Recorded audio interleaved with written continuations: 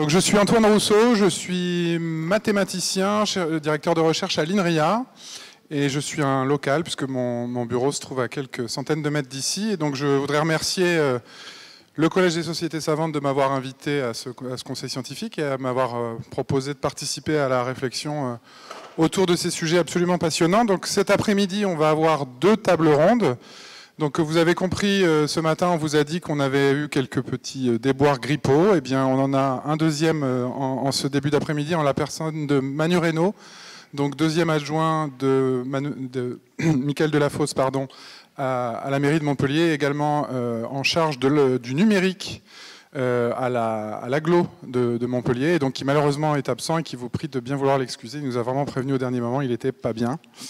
Donc voilà, ça arrive, mais on a heureusement des gens d'une qualité exceptionnelle autour de la table, donc vous ne devriez pas vous ennuyer.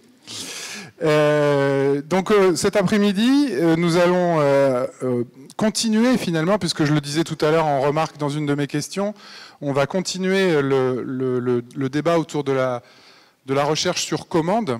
Alors bien sûr, ça a été déjà pas mal évoqué, notamment dès le début de la matinée par Anne Fraisse, qui a mentionné, vous savez, ces exemples de thèmes imposés avec de la recherche en silo, une recherche qui est de plus en plus pilotée, en tout cas c'est la sensation qu'elle a dégagée de son intervention, en faisant en plus avec disons, en faisant référence à des contraintes de plus en plus nombreuses sur le fait qu'il faille faire des consortiums internationaux, européens, monter des nouvelles collaborations. C'est souvent un critère qui est évalué dans les projets, c'est de collaborer avec des nouvelles personnes, comme si nos voisins n'étaient pas suffisants. On entend souvent aussi le fait qu'il faut faire levier. Donc faire levier, souvent, ça peut cacher, disons, le fait d'avoir des financements qui ne soient que partiels, c'est-à-dire quand on nous recommande d'aller récupérer de l'argent à un endroit pour aller en récupérer un autre, et au final, à la fin, le thésard, il a 4 logos à mettre sur sa thèse, et les 4 institutions peuvent dire on a financé ce travail en ayant fourni finalement qu'un quart de sujet de thèse, ou peut-être un demi, mais en tout cas, ce sont des problématiques de financement qui je pense, auxquelles vous êtes beaucoup confrontés. Et puis sans parler bien sûr des sujets. Les sujets sont aussi de plus en plus orientés. On nous demande aussi de faire de la recherche à risque. Alors qu'est-ce que c'est que de la recherche à risque? Qu'est-ce que c'est que de la recherche qui n'est pas à risque? Peut-être que c'est quelque chose qu'on pourra discuter, parce que ça aussi, ça fait partie très souvent de la commande publique, d'aller vers des territoires nouveaux, des choses qu'on ne connaît pas. Et précisément, on fait de la recherche, c'est bien pour ça qu'on travaille. Et puis, ces éléments, ils sont d'autant plus contraignants, je trouve, que les financements, malheureusement, sont de plus en plus faibles. C'est Michael Zemmour qui disait ce matin que quand il y a suffisamment d'argent, finalement, la liberté académique, elle n'est pas attaquée. On n'a pas de problématique avec ça. Là, en l'occurrence, c'est un petit peu plus... Ça peut parfois, en tout cas, je le vois dans ma discipline, ça peut être vécu comme une espèce d'intrusion dans la discipline. Et donc, on passe beaucoup de temps, et en tout cas de plus en plus de temps, à aller chercher des financements pour pouvoir faire notre travail, et des financements qui vont y compris se faire dans un cadre privé. Et j'aimerais aussi qu'on évoque la commande, qui n'est pas que de la commande publique, mais qui est aussi de la commande privée. Quel partenariat nouer, nous, en tant que chercheurs, avec le privé? Alors bien entendu, c'est absolument indispensable de s'intéresser à des questions de société, y compris celles qui impactent le domaine de l'entreprise. Mais il s'agit aussi de ne pas se transformer en société de service au bénéfice de ces sociétés qui bénéficient par ailleurs du crédit impôt recherche, dont là encore Michael Zemmour a parlé ce matin. Donc cette recherche privée, moi j'ai commencé à faire de la recherche il y a une vingtaine d'années, et à l'époque l'ANR n'existait presque pas, et on avait encore beaucoup de dotations, hein. Et je me souviens que faire de la recherche avec le milieu industriel, c'était vraiment vécu quelque chose disons, de discutable. Et aujourd'hui, au contraire, c'est très valorisé. Alors pour des bonnes raisons, hein, il faudra aussi qu'on y revienne. Mais disons que ce que font certains laboratoires, certaines équipes de recherche aujourd'hui, si on se reportait 20 ans en arrière, ça pourrait être interprété comme ce que je disais tout à l'heure de la SS2I finalement. Est-ce qu'on est au service de ces entreprises, ou est-ce qu'on est au service, plus largement, du public, avec toute la noblesse du terme? Alors, malgré tout, ça a été aussi évoqué par une question ce matin, on est pour la majorité d'entre nous des fonctionnaires, on est payé par les impôts de nos contribuables, et donc on a un devoir de remplir une mission de service public et d'expliquer, de s'ouvrir.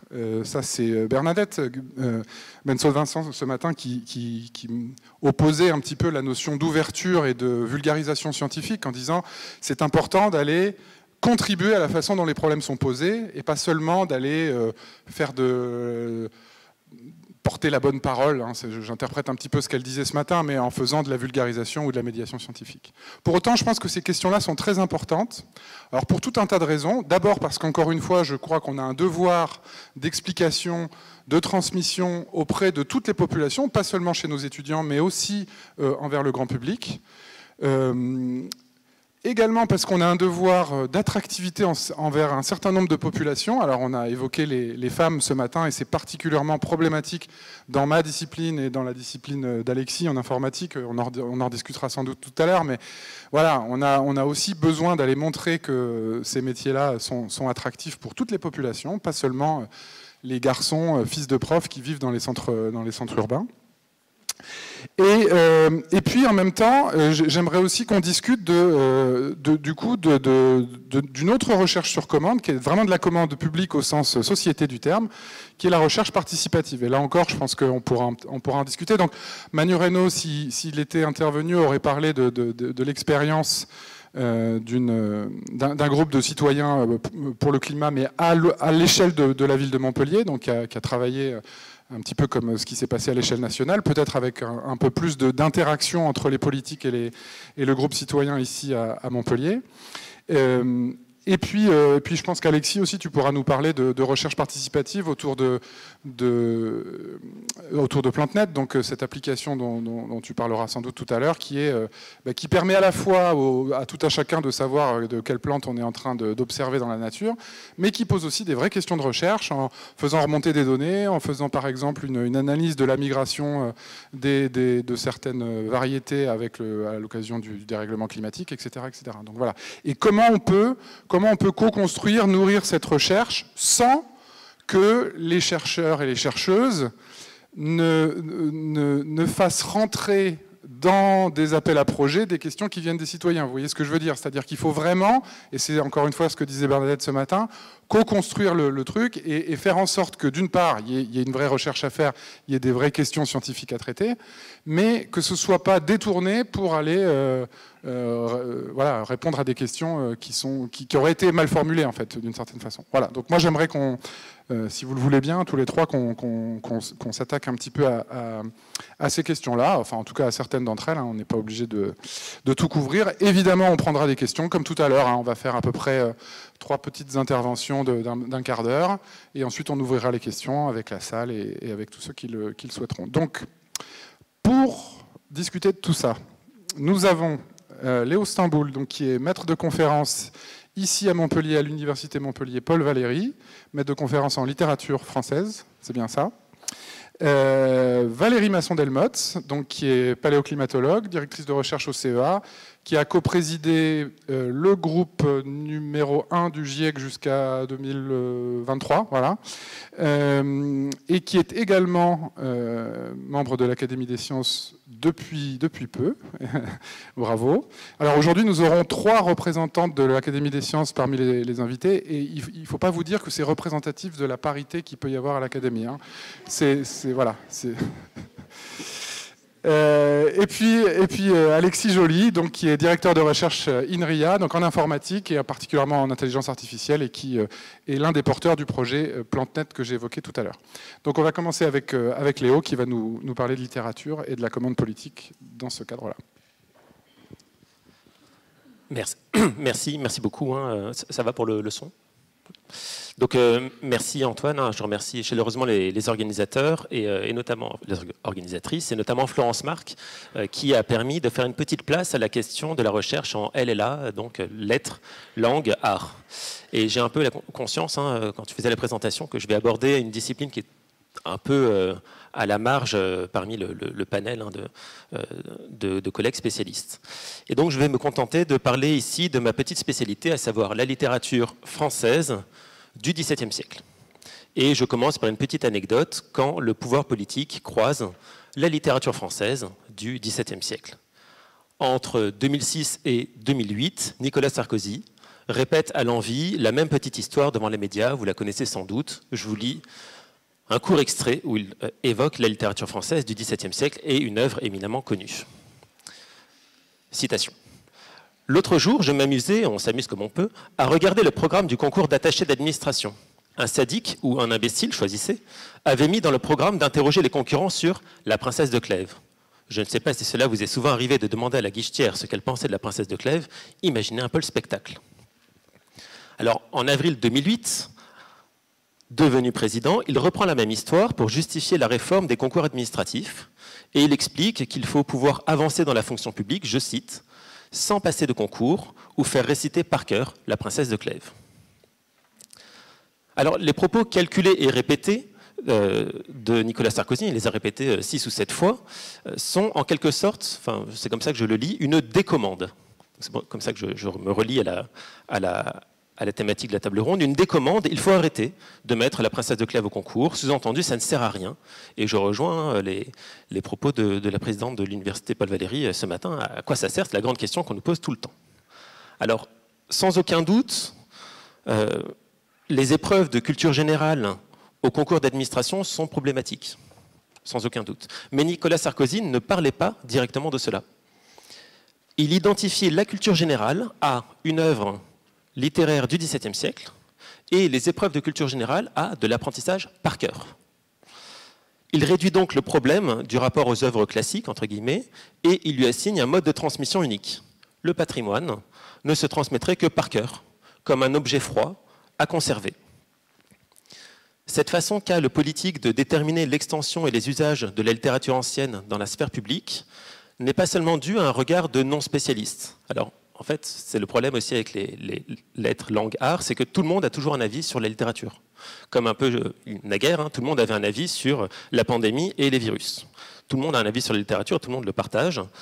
Et finalement, cette façon de conserver la littérature classique au froid a été défendue de l'intérieur même du champ universitaire et depuis des positions institutionnelles éminentes. Ce fut le cas notamment, c'est de ça dont je voulais parler un petit peu aujourd'hui, d'un chercheur très connu, Marc Fumaroli, qui a été professeur à la Sorbonne, qui a été professeur au Collège de France, académicien, double académicien, Académie française, Académie des belles-lettres. Et une grande partie des recherches de Marc Fumaroli se sont concentrées sur la notion de République des lettres. La République des lettres, pour Marc Fumaroli, c'est un réseau d'intellectuels européens des XVIe, XVIIe siècles, unis par l'amitié scientifique, c'est des expressions qu'il utilise, la curiosité, qui profitent de leur temps de loisirs lettrés, ce qu'on appelle l'otium, pour échanger et faire avancer la science. Pour Fumaroli, il aurait donc existé un premier champ scientifique neutre, dégagé des intérêts de l'État, sans intervention politique, un espace qui, je cite Marc Fumaroli, préserve l'autonomie d'une sphère privée de réflexion, de recherche, de dialogue, de collaboration, s'appuyant sur le terrain neutre et objectif d'une convention langagière communément acceptée.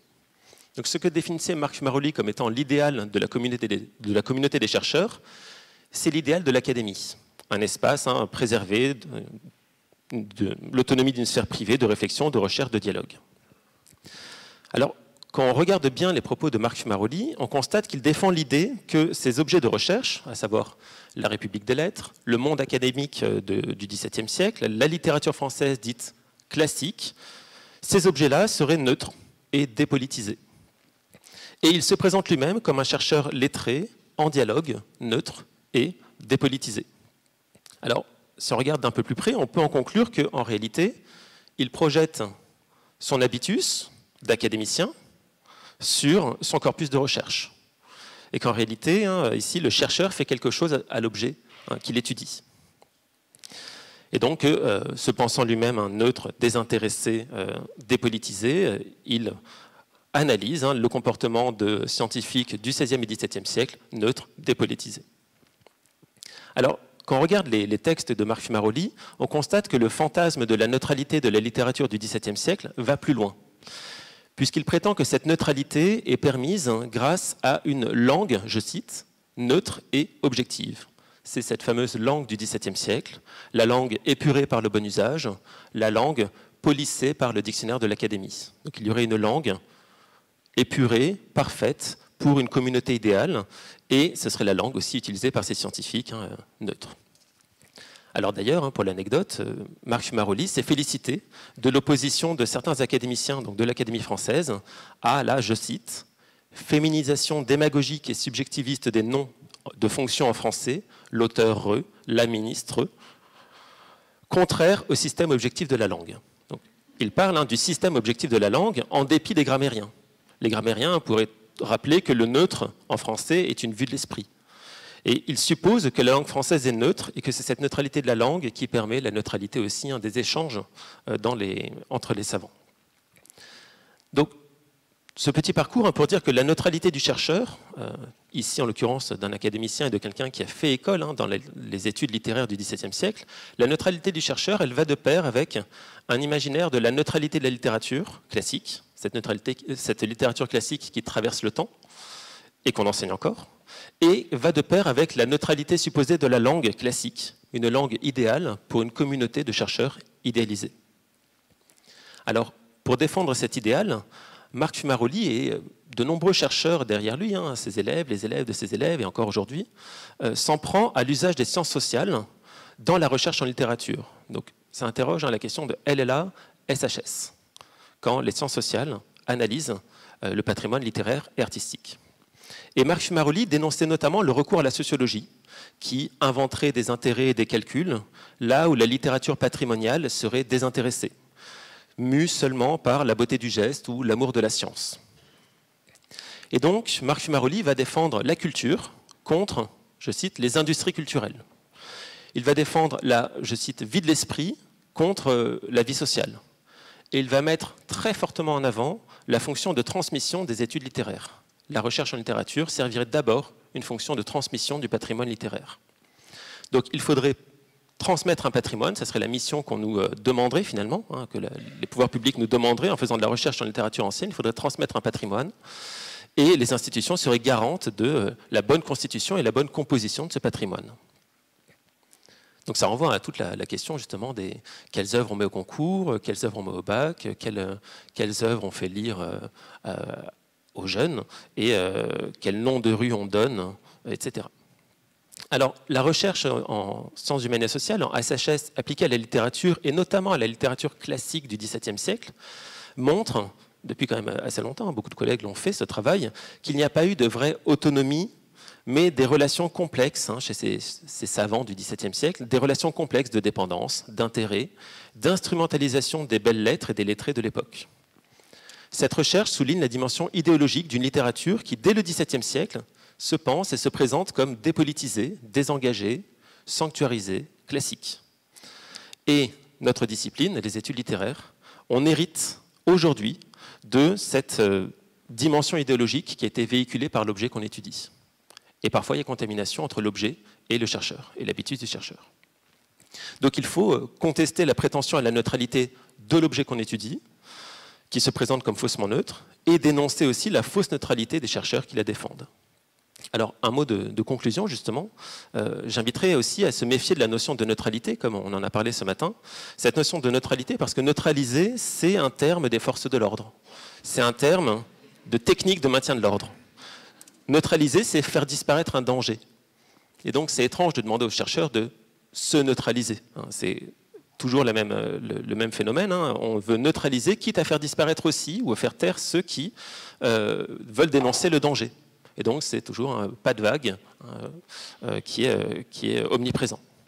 Donc, on l'a dit ce matin aussi, le discours sur la neutralité est une idéologie qui peut devenir l'allié objectif de discours réactionnaires et conservateurs qui se font passer pour des discours neutres. Le neutre est devenu une idéologie qui masque en réalité des modes de domination, et il faut une analyse sociale pour les rendre visibles. Et donc, pour montrer qu'elle émane aussi du champ scientifique lui-même. Donc, ceux qui veulent neutraliser la littérature patrimoniale, la refroidir, en faire uniquement un petit corpus qu'on devrait transmettre tel quel depuis des siècles, ces personnes-là ont des alliés en politique, des présidents qui font des déclarations on ne sait d'où, et ils ont aussi des alliés dans le monde académique. Et donc je voudrais terminer rapidement par une petite citation de Bourdieu, parce qu'on a quand même trop donné la parole à Marc Fumaroli.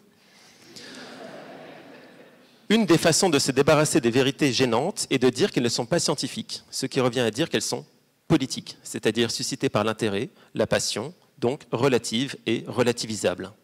Si le sociologue parvient à produire tant soit peu de vérité, ce n'est pas bien qu'il ait un intérêt à la produire, mais parce qu'il y a un intérêt à la produire. Ce qui est très exactement l'inverse du discours un peu bétifiant sur la neutralité. Merci.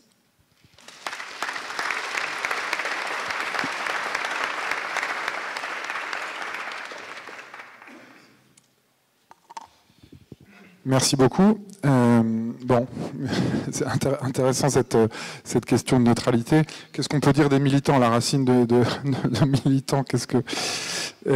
en tout cas, c'est intéressant aussi d'entendre que dès le XVIIe, les grammairiens, comme tu le disais, disaient eux-mêmes que la neutralité était une vue de l'esprit, finalement. Oui, mais au XVIIe, la neutralité était une vue de l'esprit, non? C'était passé. Ah, excuse-moi. Alors j'ai compris que tu t'adressais à la population de l'époque. Bon, ok. Donc c'était bien contemporain. J'allais te dire que c'était quelque chose qu'on vivait encore aujourd'hui. Donc, écoute, en tout cas, merci beaucoup. On va passer la parole à Alexis Joly, donc qui va nous parler d'informatique, d'algorithmes, d'IA, et puis peut-être de biodiversité aussi. Voilà. Donc, bonjour à toutes et à tous. Et merci beaucoup pour l'invitation. Alors en préambule, j'aimerais dire que ces questions de sciences et société, c'est des sujets qui nous intéressent beaucoup dans PlanteNet, puisqu'on a la chance et la responsabilité d'avoir des dizaines de millions d'utilisateurs qui utilisent les outils qu'on développe, et que bien sûr, ça nous amène à nous poser beaucoup de questions sur la nature des recherches qu'on conduit, et en particulier sur la nature des innovations qu'on va ou non intégrer dans ces outils grand public. Alors, il faut savoir que PlanteNet, c'était au départ un projet de recherche assez classique dans son mode de financement, mais qui par contre avait une dimension participative qui était déjà assez centrale dans la définition même du projet, puisque l'idée était vraiment de mutualiser les connaissances en botanique, les connaissances expertes notamment, dans un outil unique, pour les rendre accessibles à tous. C'est Daniel Barthélémy, un des cofondateurs du projet, qui parlait volontiers du principe d'intentionnalité commune, c'est-à-dire cette idée que des individus sans coordination préalable vont pouvoir entrer dans une activité commune grâce à un stimuli partagé. On cite par exemple la présence d'un ballon de foot sur un terrain qui va suffire à ce que des enfants se mettent à jouer même s'ils ne se connaissent pas. Là, c'est un peu la même idée, comme Wikipédia, on met un outil collaboratif et les gens spontanément vont venir participer à une création commune. Alors bien sûr, on était loin de se douter que ça aurait un succès tel, et il faut être clair que les progrès de l'IA ont quand même ont donné un coup d'accélérateur énorme sur le succès de la plateforme, je pense sans aucun doute. Mais clairement, le fait d'avoir pensé l'humain dans la boucle dès le début du projet, moi je reste intimement convaincu que c'est une grande part du succès de la plateforme aujourd'hui. Et encore aujourd'hui, c'est un laboratoire vivant, on va dire, de ces interactions entre IA et personnes, puisque c'est une des seules IA, on va dire, qui est ouverte, collaborative, où c'est vraiment...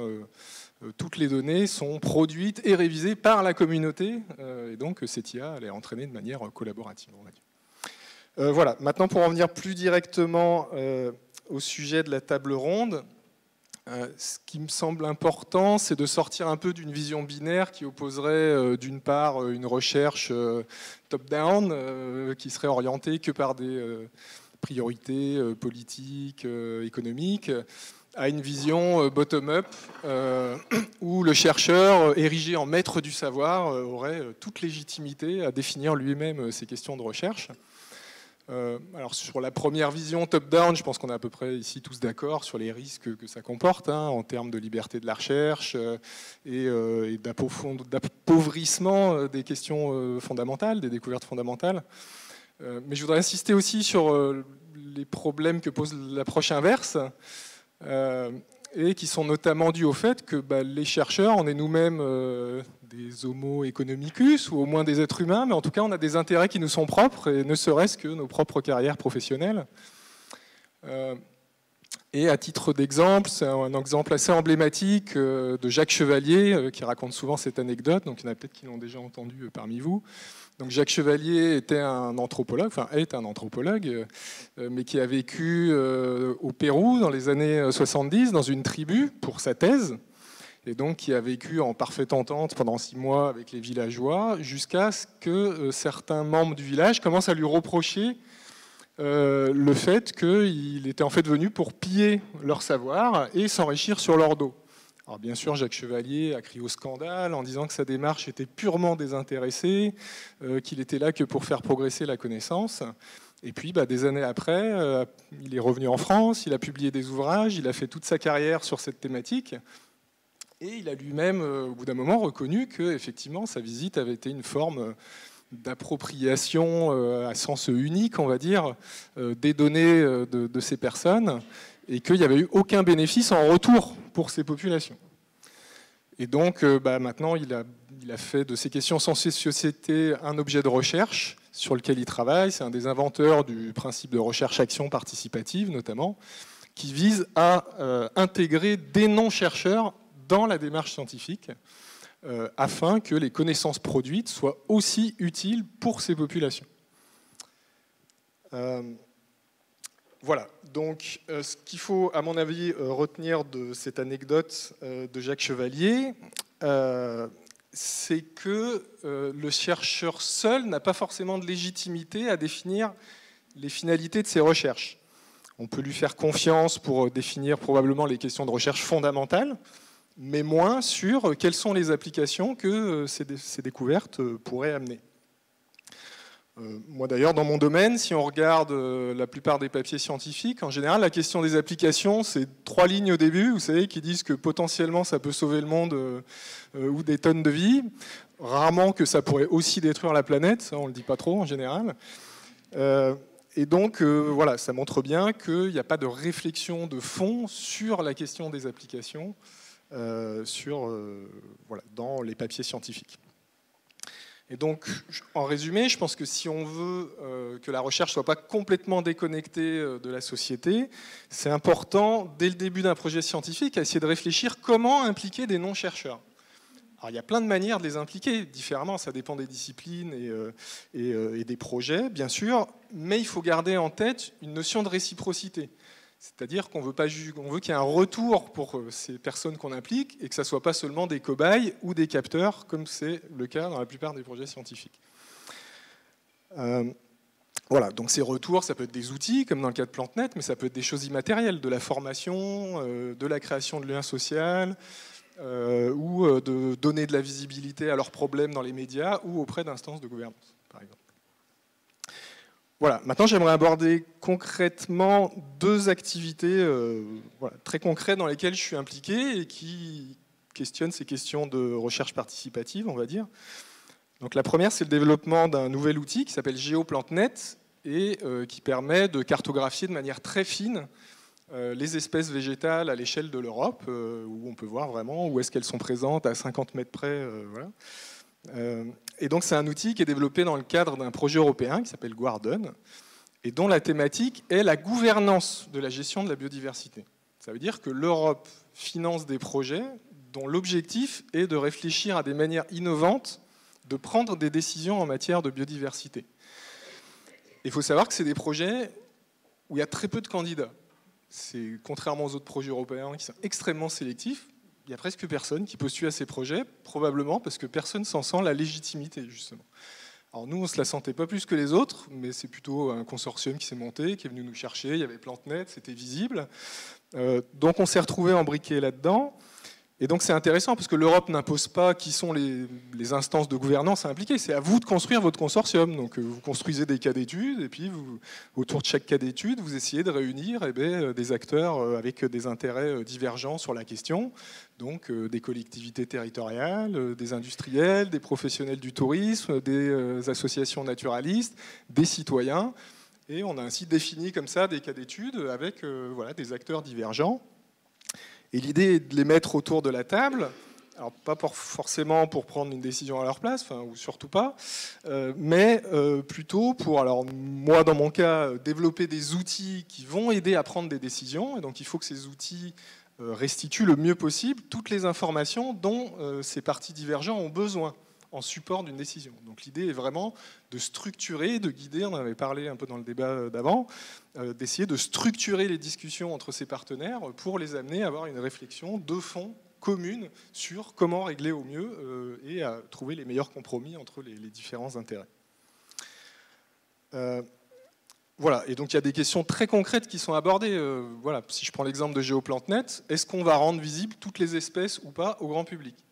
Notamment les espèces protégées, une bonne question, alors c'est à double tranchant, ça peut être hyper utile dans des petites communes, il n'y a pas de référent biodiversité, des citoyens peuvent venir en disant oh, mais regardez, il ne faut pas construire un nouvel équipement ici, il y a des espèces en danger, très bien, et puis à l'inverse, ça peut être utilisé par des personnes mal intentionnées pour aller arracher ces plantes, etc., etc. Donc on voit là qu'il y a tout de suite des questions éthiques très concrètes, très pratiques. Moi, en tant que chercheur, je ne me sens aucune légitimité d'y répondre. Et donc, le fait d'avoir tous les acteurs autour de la table, ça assoit une certaine forme de légitimité de ces discussions. Voilà. La deuxième chose que je voulais mentionner, c'est le comité d'experts du GENSI. Alors, le GENSI, qu'est-ce que c'est pour ceux qui ne connaissent pas? C'est le grand équipement national de calcul intensif, et donc qui a pour mission de mettre à disposition des supercalculateurs, des ressources de calcul intensif pour les chercheurs français, qu'ils soient académiques ou industriels. Donc c'est notamment le GENSI qui opère les deux plus gros supercalculateurs français, que sont Janzet et Adastra.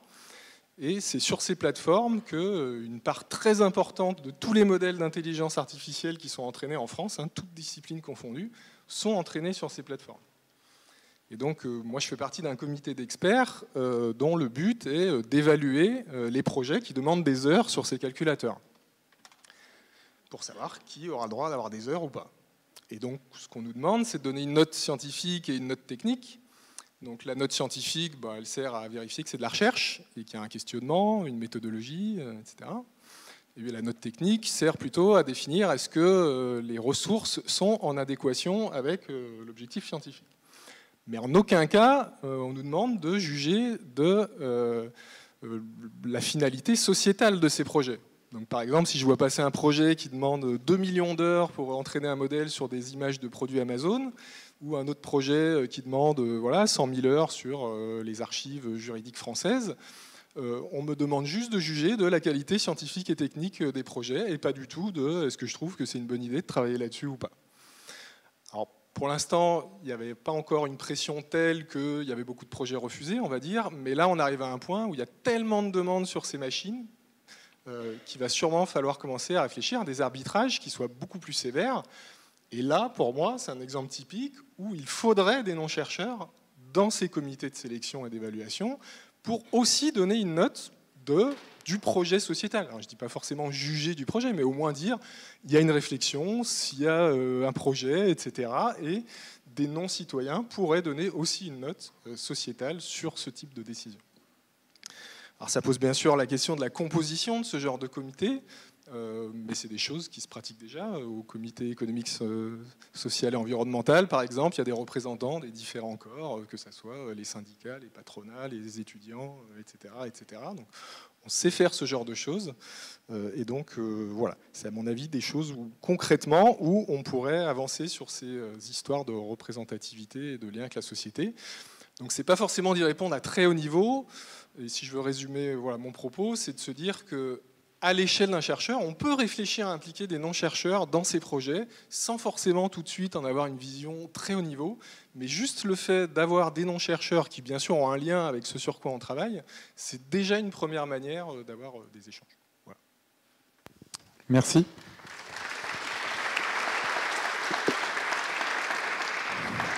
Cette question des non-chercheurs pose évidemment la question de leur formation aussi, de leur acculturation aux problématiques qui sont derrière. Enfin, je pense que pour la Convention citoyenne sur le climat, c'est quelque chose qui a été extrêmement important.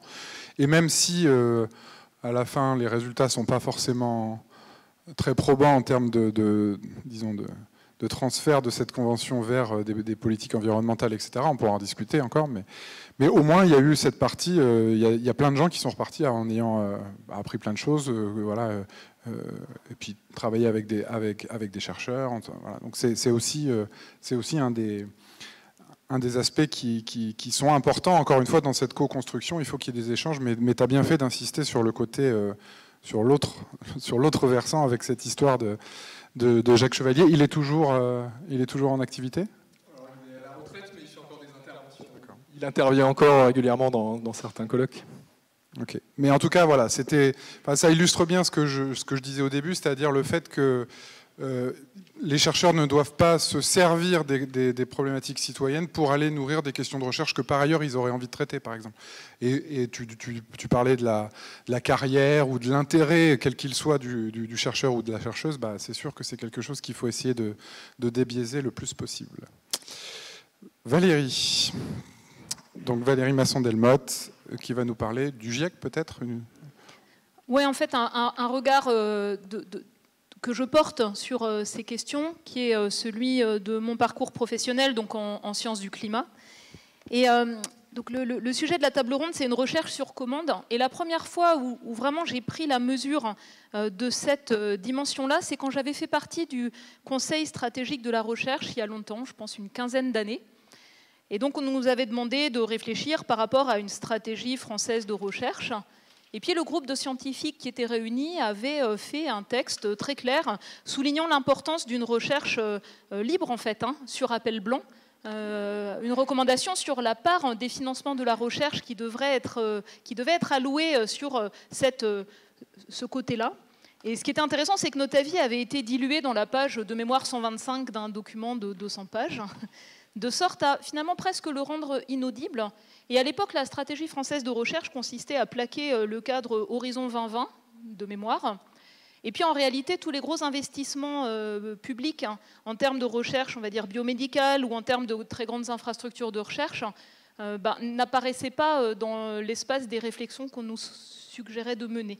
Donc c'était assez frappant de voir ce décalage entre une forme de mise à bord de scientifiques pour réfléchir finalement à des priorités de recherche par rapport à la manière dont, je pense, les politiques, l'administration de la recherche voient leur propre rôle. Alors la question de la recherche sur commande, elle se pose de manière bizarre en sciences du climat.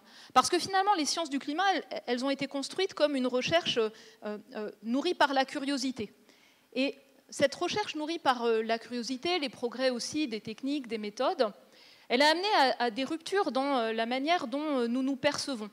Et je veux faire référence par exemple aux travaux en paléoclimatologie depuis le 18-19e siècle, qui ont montré une histoire passée des variations naturelles du climat, du vivant, qui était une rupture par rapport aux visions d'un monde créé et figé à l'identique. Et puis, à partir des années, je dirais 1940-1950, donc la mesure du réchauffement, la mesure de l'accumulation de CO2 dans l'atmosphère, la construction des outils de modélisation du climat ont montré à quel point, finalement, les activités humaines jouent un rôle déterminant sur des évolutions planétaires, avec dès à l'époque, en fait, une prise de conscience des risques, des alertes. J'aime bien faire référence au premier briefing d'un président américain en 1965, et dès ce moment-là, l'industrie, par exemple, pétrolière, était tout à fait au courant, et d'ailleurs s'était dotée de forces de recherche sur les enjeux climat au meilleur niveau, qui permettaient au secteur privé de s'approprier ces enjeux-là. Et donc, cette recherche en sciences du climat, elle est sur un continuum entre une recherche fondamentale pilotée par la curiosité et de plus en plus un besoin de connaissances pour éclairer des choix de société par rapport aux émissions de gaz à effet de serre, la manière de les réduire, tout en répondant aux besoins pour vivre décemment partout dans le monde. Et puis le besoin de connaissances pour l'alerte, la mise à l'abri, des connaissances qui permettent d'anticiper les caractéristiques à venir, de sorte à limiter les impacts, ce qu'on appelle l'adaptation au changement climatique. Et on ne peut pas les séparer. C'est-à-dire que si on s'appuie à un moment donné sur un état des connaissances, mais il y a un risque en fait de se tromper. Il y a un risque de guider des choses qui seront des transitions non justes, de conduire à une maladaptation, une une mauvaise utilisation des connaissances actuelles et de leurs limites. Et donc, cette interaction étroite science-société, elle interpelle, elle suscite de nombreuses réflexions dans le cadre de mon propre domaine scientifique. Et puis, si ce n'était pas venu de la recherche académique libre, avec la liberté d'expression, avec la diplomatie scientifique, il n'y aurait pas le GIEC, qui a été mis en forme dans les années 80, faisant suite au premier rapport, notamment de l'Académie des sciences américaines, le rapport Charney, qui faisait le point collectivement sur l'état des connaissances vis-à-vis du changement climatique, qui n'ont fait que s'affiner depuis. Et cette structuration, c'est vraiment l'envie, venant des sciences du climat, d'institutionnaliser des relations, en tout cas au niveau international, intergouvernemental, entre sciences et politique. Et moi, je décris souvent les rapports du GIEC comme un mécanisme de co-construction, c'est-à-dire au départ, il y a une écoute de quels sont les besoins de connaissances exprimés par les représentants de tous les pays. Et puis, dans un deuxième temps, il y a cet engagement de la communauté scientifique à pas simplement produire des connaissances, mais faire un pas de côté, évaluer collectivement l'état des connaissances avec un cadre méthodologique portant sur comment on mesure un degré de certitude, comment on communique les choses qui sont à la fois solidement établies, mais aussi ce qui reste à comprendre, les verrous, les limites des connaissances, sachant que ça peut être aussi instrumentalisé dans l'autre sens. La manière dont on communique sur les incertitudes, les verrous ou les limites, et pourtant ça fait partie de l'exercice. Et puis à la fin, donc on a cette étape d'approbation des résumés dits à l'intention des décideurs des rapports, qui sont vraiment intéressants, parce que quand le socle scientifique est solide, rigoureux, solidement établi, même s'il est perçu comme dérangeant, à la fin il est endossé par les représentants de tous les pays comme un socle commun, ce qui permet dans la pratique de séparer ce socle commun des négociations internationales politiques. Et en fait, cette démarche-là, elle manque à d'autres niveaux, au niveau local, au niveau régional, au niveau national. On a assez peu d'espace finalement pour s'accorder sur des faits, un socle commun, et puis ensuite laisser toute la place à la délibération des choix démocratiques, des choix politiques, mais sur au moins la base de faits scientifiques qui soient reconnus par tous. Et je pense que c'est une faiblesse de ne pas avoir ce cadre-là, ces espaces où, à l'échelle d'une ville, d'une région, d'un secteur d'activité ou autre, on se pose la question quels sont les besoins de connaissances que vous avez, voilà ce qu'on peut interroger sur l'existant, mais aussi les limites, on le rend, et puis ensuite on s'interroge sur les étapes suivantes, bien sûr.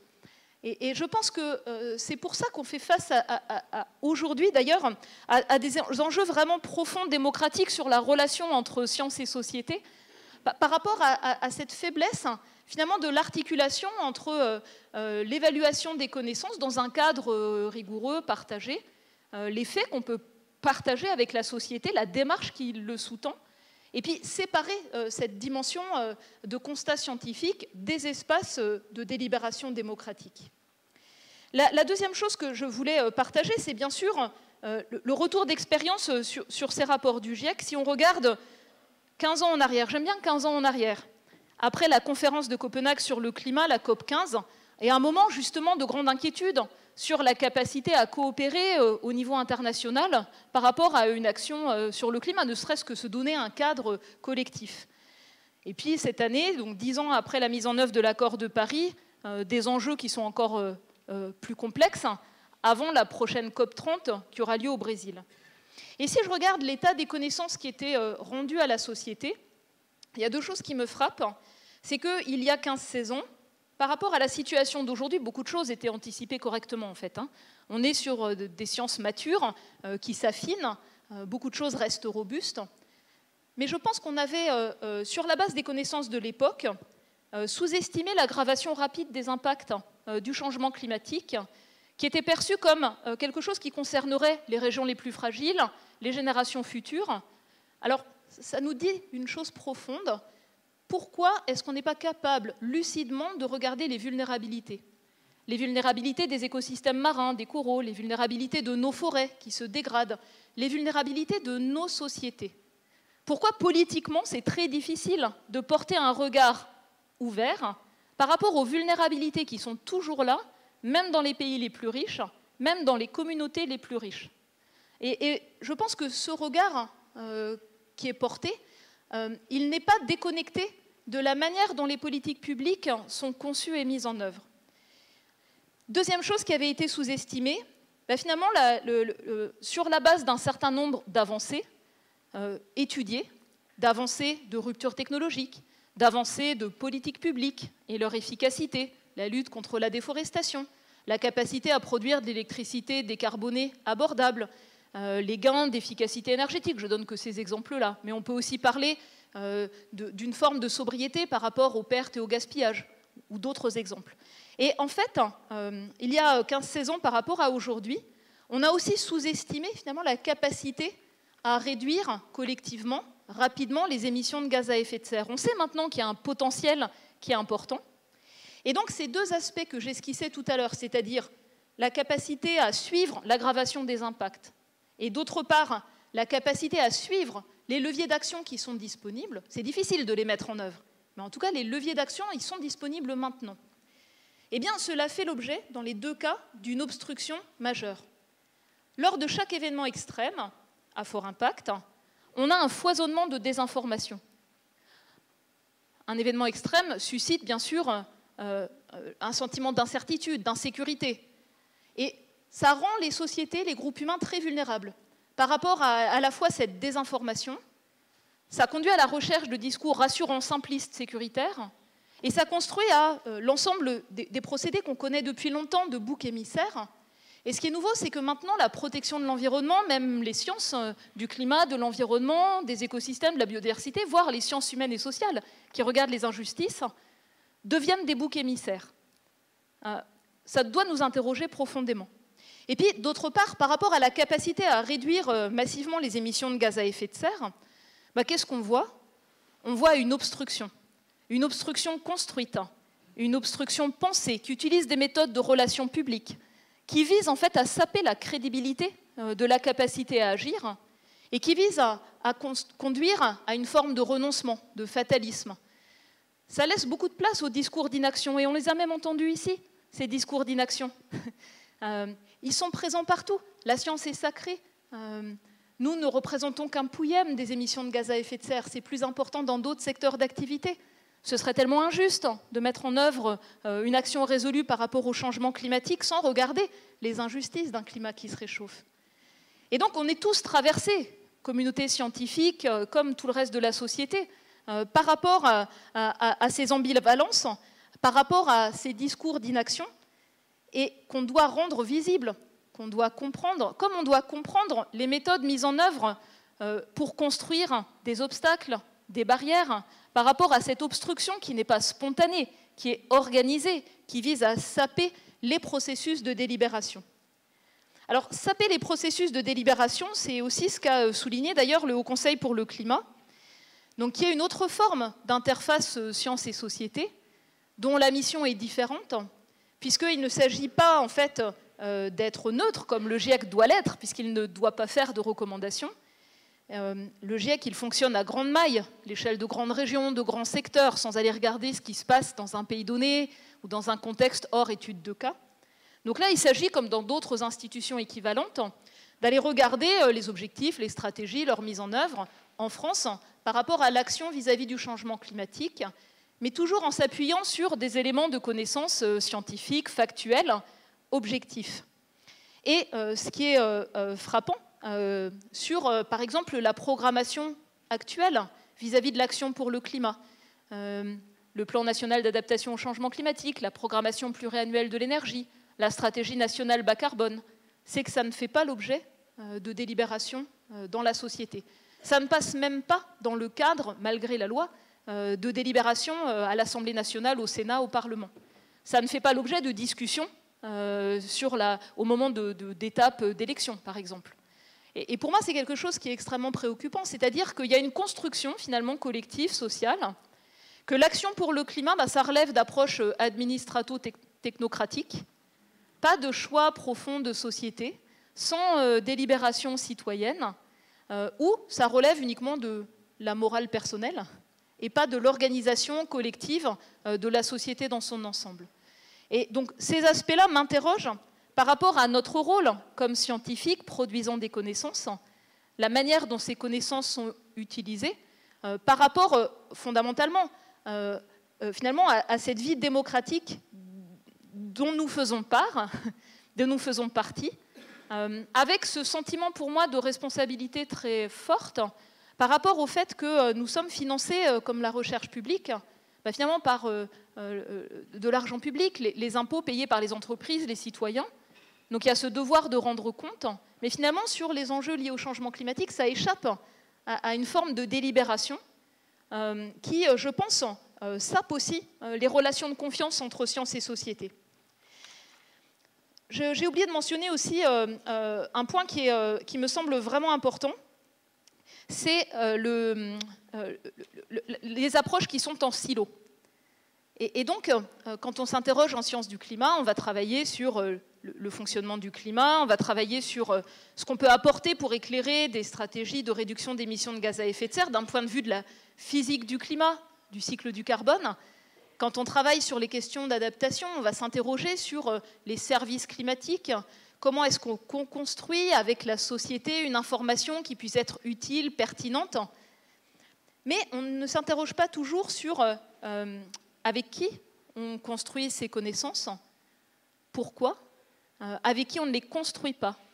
Et si vous regardez par exemple la construction des services climatiques, eh bien, cela peut se faire avec des acteurs industriels.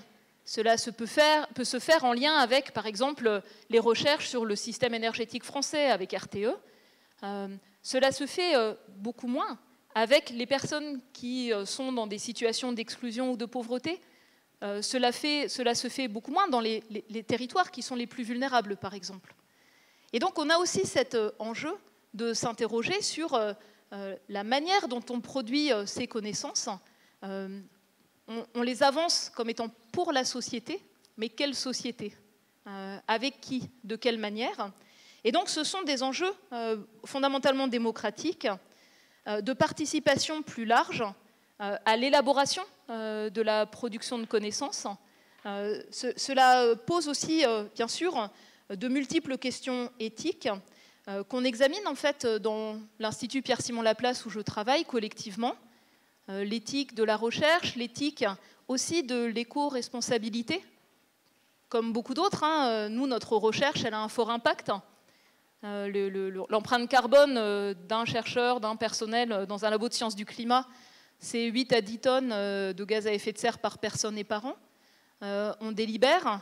Et l'espace le plus difficile de délibération, ça n'est pas les petits gestes au quotidien.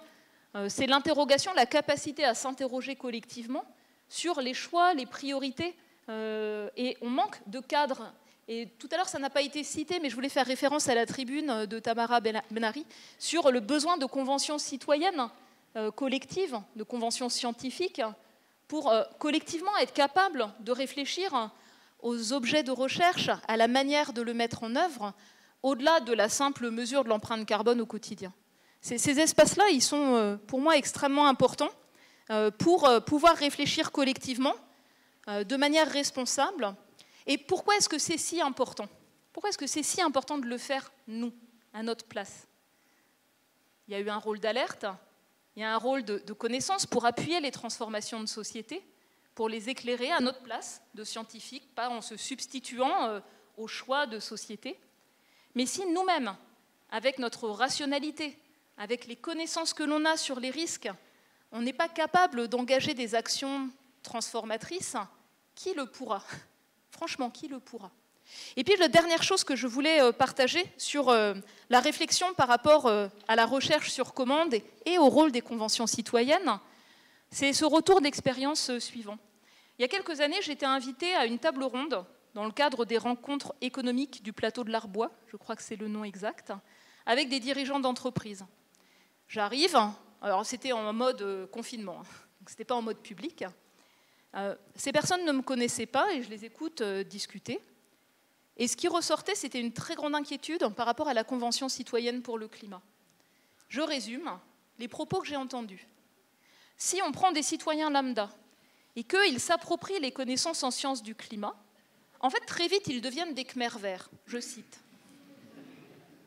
Et donc on voit à quel point les connaissances que l'on produit, l'appropriation par la société, la capacité de délibération, de débat démocratique, peuvent être perçues comme effrayants par rapport au côté dérangeant des transformations profondes pour lesquelles il y a une aspiration dans la société.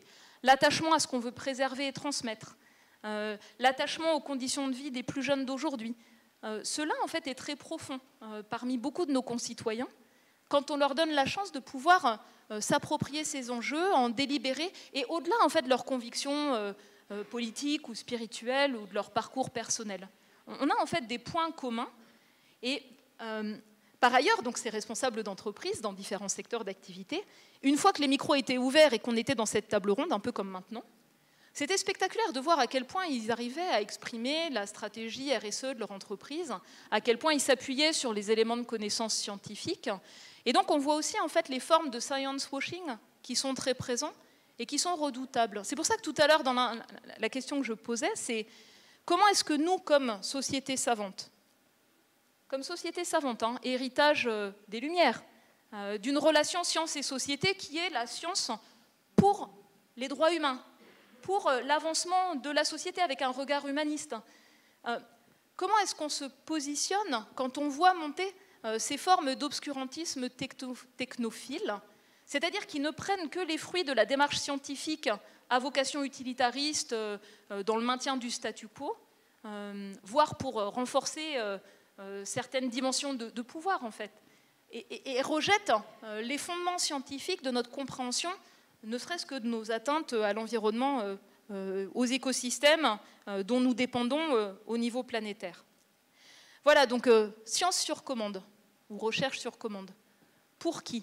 Pour moi, la chose essentielle, ce serait de recréer des espaces pour davantage engager les citoyens, largement, dans la réflexion sur comment la démarche scientifique, les choix, les délibérations.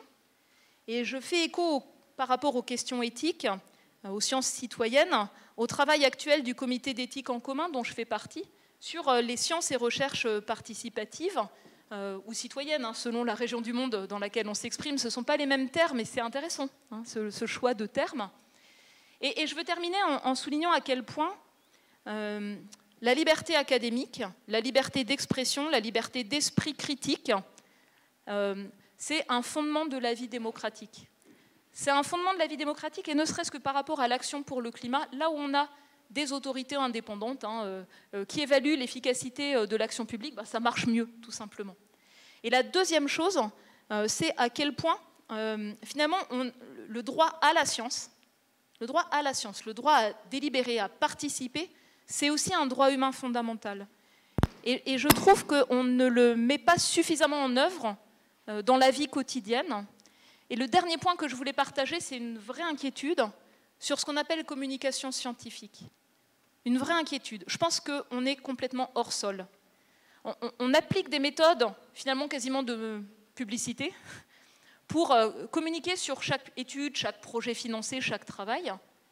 Et par rapport à la manière dont la société d'aujourd'hui fonctionne, on crée en fait parfois plus de perplexité que d'un apport émancipateur permettant de situer comment chaque nouvelle avancée des connaissances permet de façonner une image d'ensemble. Pas une touche de couleur, mais une image d'ensemble dans la compréhension du monde avec lequel on interagit. Et il me semble vraiment important dans le contexte actuel, le poids des réseaux sociaux, le poids de la désinformation, le rôle des influenceurs et tout le reste, de s'interroger vraiment profondément sur la manière dont on interagit, dont on partage les connaissances, qui va largement au-delà de la communication, on va dire, institutionnelle, telle qu'elle est actuellement mise en œuvre. Parce que je pense que ça nous conduit à une impasse.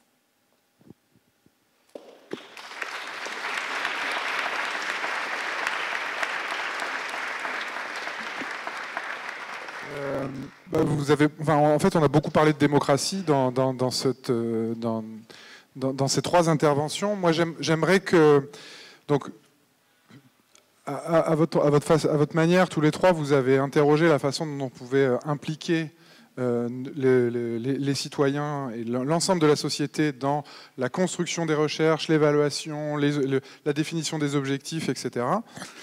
Mais finalement, on s'aperçoit que c'est quand même un sujet vraiment difficile parce que c'est pas la première fois que ce genre de questions se posent. Je pense pas qu'on soit voilà, les premiers à mettre ça sur la table.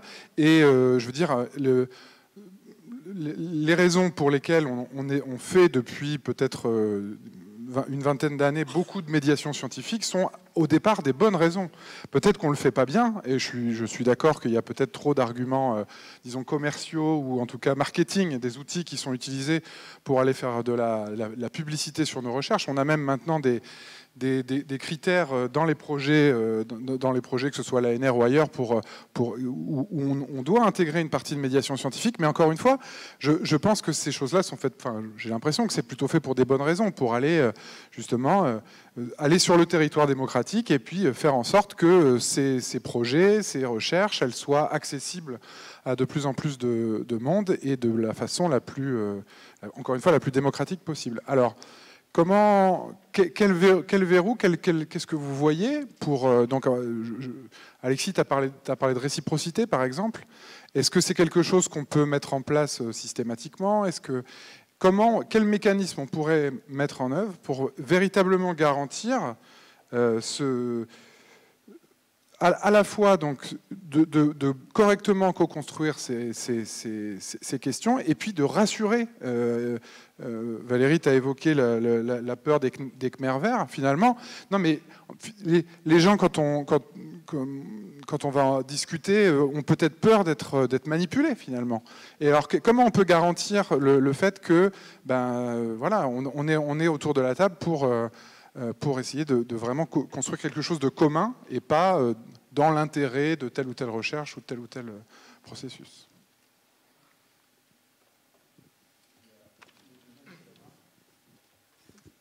Alors, je peux peut-être témoigner un peu sur le prix de la recherche participative, parce que je pense que ça questionne un peu ça, où justement dans le jury, donc c'est un prix initialement lancé par INRAE, mais voilà, qui est multi-institutionnel maintenant, donc qui récompense chaque année un projet scientifique dit participatif. Et donc dans le jury, en fait, on passe plus de temps à définir qu'est-ce qu'un projet de recherche participative avant de pouvoir élire le lauréat.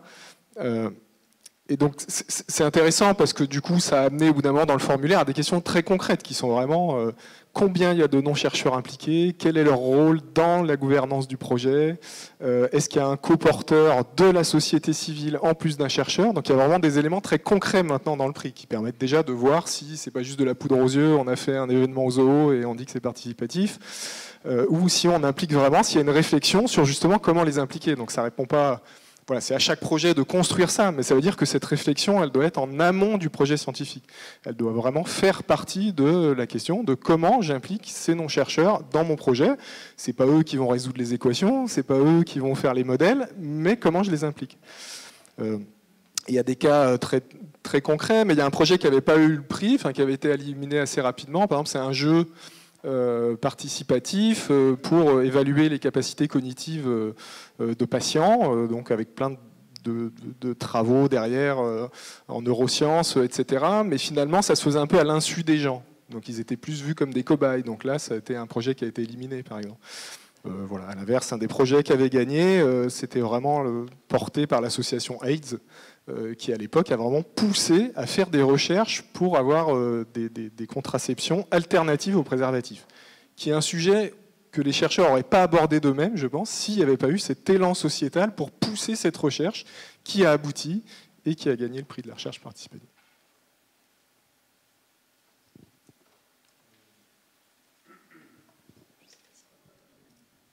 Non, en fait, c'était juste pour revenir sur la notion de démocratie que tu avançais, puisqu'en fait, c'est la crise démocratique qui nous heurte directement dans notre rapport avec la société. Si en société, si les valeurs sont déboussolées, enfin, on a parlé aussi de montée du fascisme ou autre, oui, je trouve que c'est ça aussi qui nous questionne vraiment. Alors, du côté de l'histoire, du patrimoine ou autre, nous, on s'interroge effectivement, si on bascule dans des gouvernements plus voilà, sourcilleux sur les objets, que va-t-on nous demander de faire bientôt et qu'est-ce qu'on nous demandera de ne plus faire aussi. Et en fait, je trouve que c'est notre capacité sur la question de la participation des non... Enfin, c'est très intéressant ce que vous disiez sur la participation des non-décideurs. Alors bon, quand un politique commence à dire des choses et à nous proposer des sujets de recherche ou d'arrêter certains sujets. Par exemple, des gens qui ont pu dire que Annie Ernaux, ça ne valait pas vraiment le coup d'être étudié, par exemple. Bon, d'accord, bon, très bien.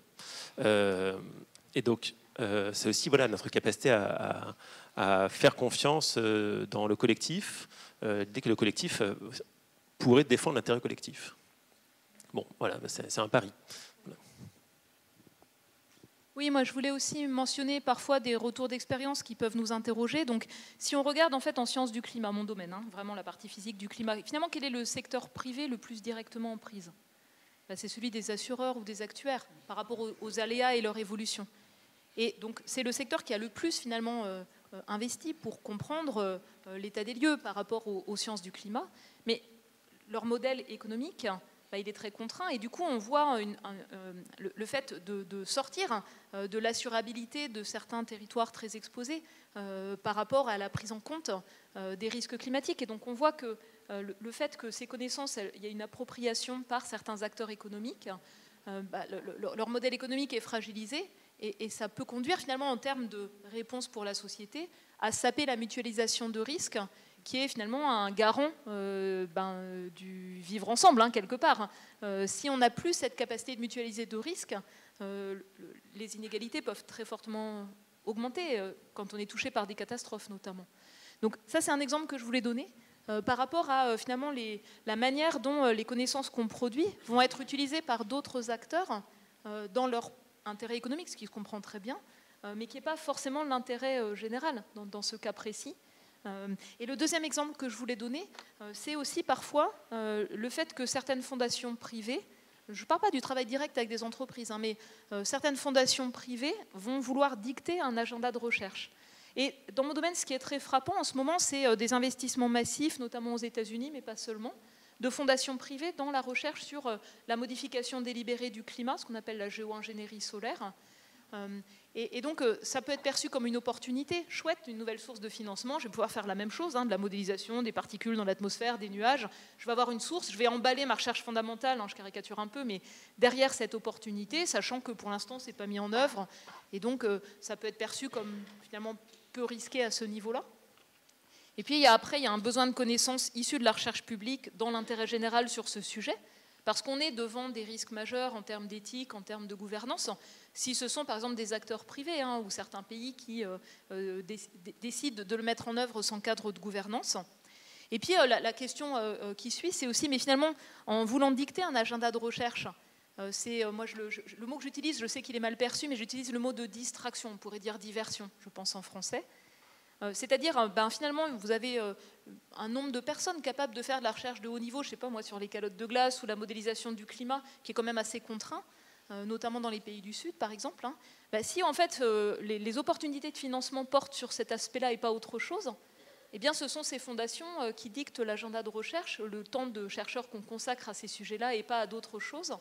Et ça pose des questions vraiment profondes sur la manière de finalement dicter les thématiques de recherche.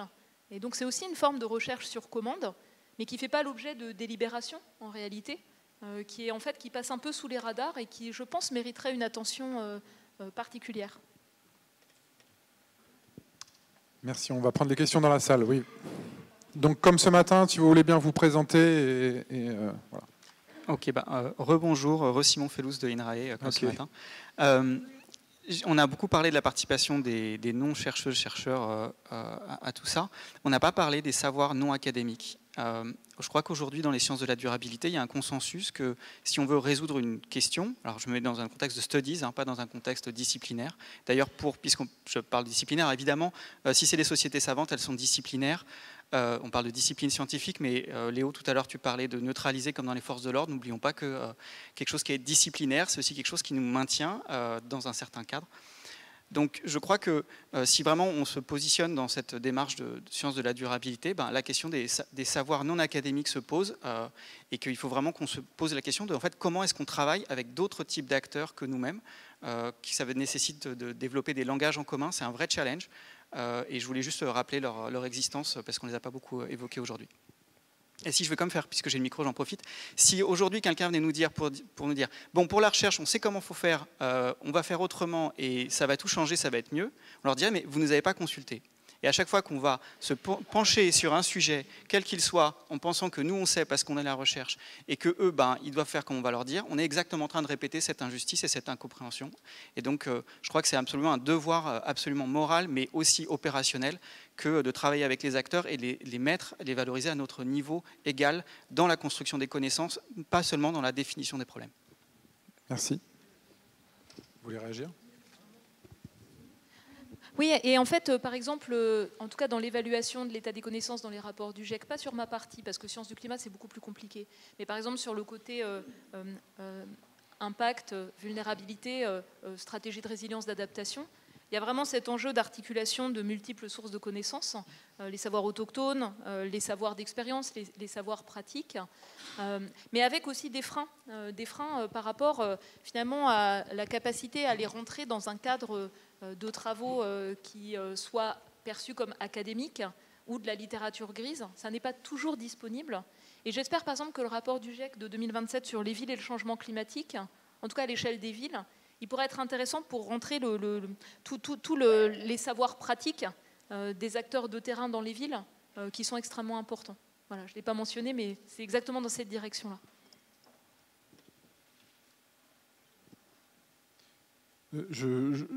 J'en profite pour vous poser la question sur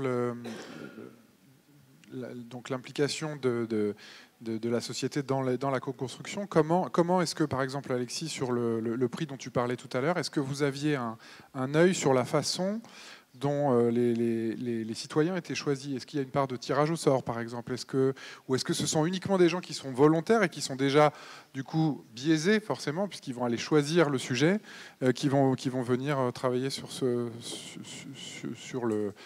les projets dont tu parlais tout à l'heure?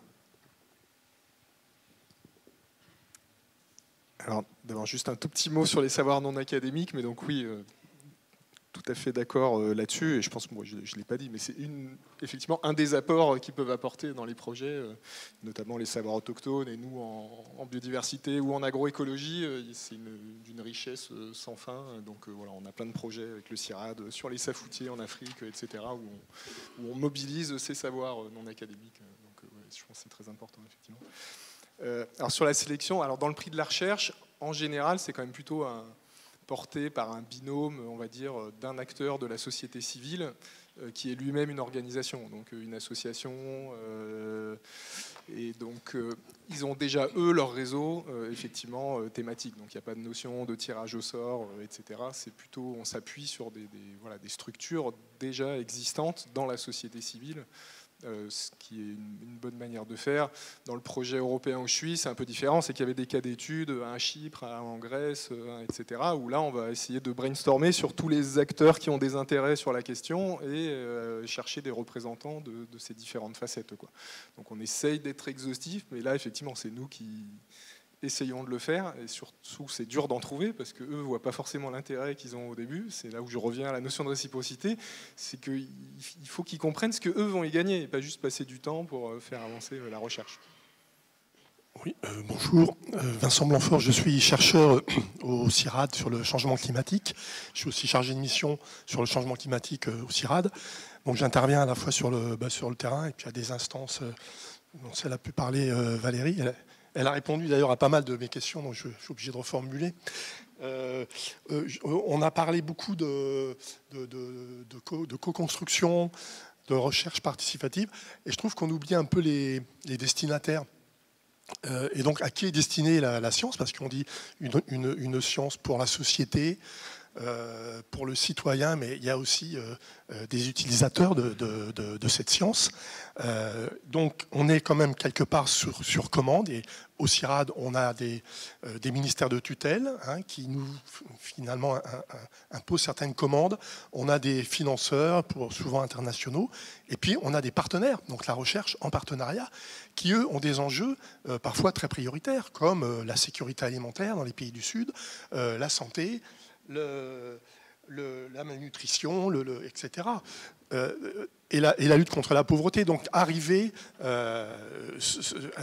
dans des contextes comme cela nécessite d'avoir une position finalement très ouverte. Et on ne peut pas parler par exemple, de changement climatique dans des pays où la priorité c'est la faim. Voilà. Alors on peut y arriver, mais selon certaines approches. Voilà. Enfin bref, il me semble que comment est-ce que vous voyez finalement dans le discours de cette journée les destinataires? Les destinataires, on a parlé des décideurs politiques, les citoyens, mais au milieu de tout ça, il y a les gestionnaires des ressources, ça va, les producteurs en ce qui nous concerne, les gestionnaires de l'espace à différentes échelles, les territoires. Voilà, donc il me semble que là, on n'a pas, enfin, je n'ai pas perçu cet aspect-là, qui finalement fait partie de la commande, puisque la question de cette table ronde, c'est la commande. Voilà. Merci. Ouais. On va les prendre 3 par 3, si tu veux bien. Comme ça, ça permet à répondre. Oui, on prend 3 ici et 3 là-bas, oui, bien sûr. Je me représente Claire Couly, donc je suis ethnobiologiste de formation, mais je suis plus sur un poste de chercheuse maintenant. Mais j'ai travaillé aussi côté gestionnaire de l'environnement à un moment, et notamment en Guyane dans un dispositif, un parc national qui s'appelle le parc amazonien. Et c'était juste, pour alimenter ces questions-là, à la fois le volet ethnobiologique est forcément intrinsèquement implique des recherches participatives, et aussi pour soulever le fait qu'il y a d'autres instances tels que là, ce parc national, mais il y en a sans doute d'autres, qui permettent en soi d'orienter la recherche et de conditionner en fait le financement de la recherche à la question de la valorisation de la recherche. Et encore une fois, quand je dis valorisation, ce n'est pas d'un point de vue économique, mais sociétal, c'est-à-dire de penser le résultat de la recherche pour qui, pourquoi. Et là, c'était dans le cas de populations amérindiennes. Et donc, ça suppose aussi de co-construire la recherche avec eux, voire de faire la recherche participative aussi dans la collecte de données, mais pas nécessairement. J'ai plein d'exemples à disposition, mais là, c'est plus pour vous laisser parler, mais pour vous dire qu'il y a aussi ces questions-là. Et juste, moi, ce que ça m'évoque, c'est sur ces questions interface en société. Il y a le volet donc coproduction de la recherche, et il y a le volet, on va dire, plus politique d'utilisation de la recherche. Alors, à l'échelle locale, je l'ai évoqué, ça peut être via des dispositifs locaux, mais surtout de politique publique. Et vous aviez évoqué, Valérie Masson-Delmotte, à juste titre, les conventions citoyennes. Je pense qu'on est tout à fait d'accord. Et les recherches en sociologie ont montré à quel point, quand on informe bien, c'est-à-dire avec la bonne recherche éclairée, en général, les positions changent dans l'intérêt collectif. Encore faut-il qu'il y ait le cadre démocratique que vous avez évoqué pour que ça soit utilisé, et on a vu où on en est. Donc c'est forcément politique au final. On en revient du lien entre citoyens et politique, et l'apport de la recherche à tout niveau, et de la co-construction de la recherche et de la valorisation de la recherche. Mais j'ai trop parlé, mais pour vous dire qu'il y a plein d'exemples finalement où on peut co-construire la recherche et se poser la question de l'échelle, et avec quels acteurs aussi pour valoriser au niveau local. Et encore une fois, pas d'un point de vue économique. Merci. Une troisième, et puis après on laisse nos collègues répondre. Catherine Secchi, présidente de la Société francophone de santé environnement. Je voulais juste vous poser une question très simple. Ce que vous appelez les non-chercheurs, c'est ce qu'on appelle l'expert profane. Et ensuite, qu'est-ce que c'est que l'intérêt collectif et qui le définit ?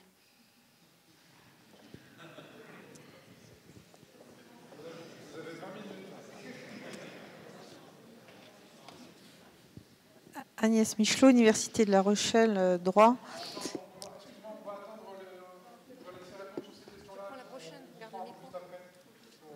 C'était pour vous aider aussi.